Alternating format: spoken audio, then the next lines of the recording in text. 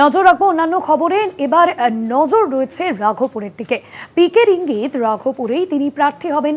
সত্যি হলে রাঘবপুর কেন্দ্রে এবার মহাগঠবন্ধনের মুখ্যমন্ত্রী মুখ তেজস্বী যাদবের মুখোমুখি হবেন প্রাক্তন ভোটকুশলী প্রশান্ত কিশোর। রাজনৈতিক পর্যবেক্ষকদের মতে রাঘবপুর কার্যত লালু যাদবের পারিবারিক কেন্দ্র, আর এই কেন্দ্র থেকে জিতেই মুখ্যমন্ত্রী হন লালু প্রসাদ যাদব এবং লালু পত্নী রাবড়ি দেবী।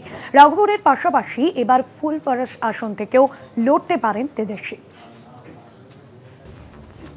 তাহলে কি দুই হেভিওয়েটের লড়াইয়ের সাক্ষী হবে যাদব দুর্গ রাঘবপুর?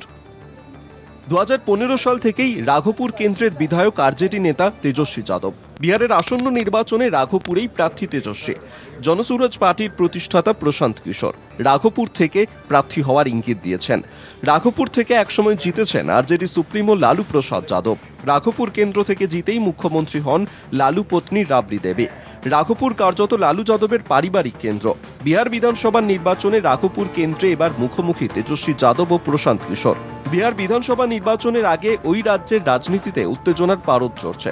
শনিবার রাঘবপুরে গিয়ে সরাসরি মহাগঠবন্ধনের নেতা তেজস্বী যাদবকে চ্যালেঞ্জ ছুড়লেন জনসুরাজ পার্টির প্রতিষ্ঠাতা প্রশান্ত কিশোর। তিনি বলেন, মানুষ কি চান তা শুনে দলের কেন্দ্রীয় কমিটির বৈঠকে সিদ্ধান্ত নেওয়া হবে। আজ রাঘবপুর पर निर्णय लेना है। राघवपुर जा रहे हैं, वहां पर जितने साथियों ने, जितने कार्यकर्ताओं ने, जनसुराज के परिवार के सदस्यों ने राजद के वहां पर जो उनका आधिपत्य है उसके खिलाफ जनसुराज की बात को घर घर पहुंचाया है, उसके साथ जाकर बैठेंगे। इसलिए आज मैं खुद से जा रहा हूं राघवपुर, दिन भर रहूंगा और ये समझने का प्रयास करूंगा कि वहां पर क्या कुछ करना चाहिए, कौन सबसे बेहतर व्यक्ति है जो चुनाव लड़ने के लिए माकूल पार्टी जिसको समझती है उसका नाम कल के लिए रेकमेंड किया जाएगा। পিকের ইঙ্গিত যাদবদের অজেয় গড় রাঘবপুর থেকেই তিনি প্রার্থী হতে পারেন। প্রশান্ত কিশোরের এই ঘোষণার পরেই বিহারের ভোট রাজনীতিতে আলোড়ন শুরু।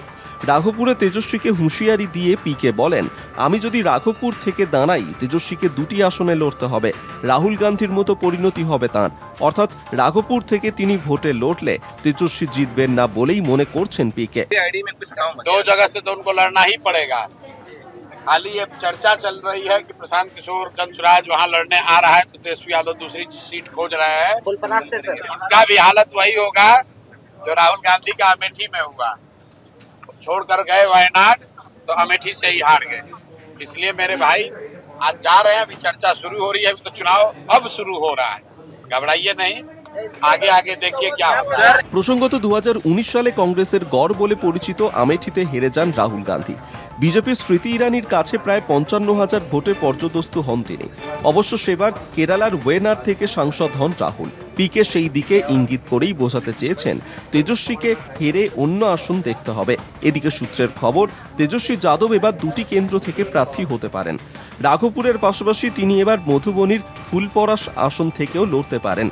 এই আসনে গত বিধানসভা নির্বাচনে 11,000 ভোটের ব্যবধানে জিতেছিলেন মুখ্যমন্ত্রী নীতিশ কুমারের দল জেডিইউর প্রার্থী শীলা কুমারী।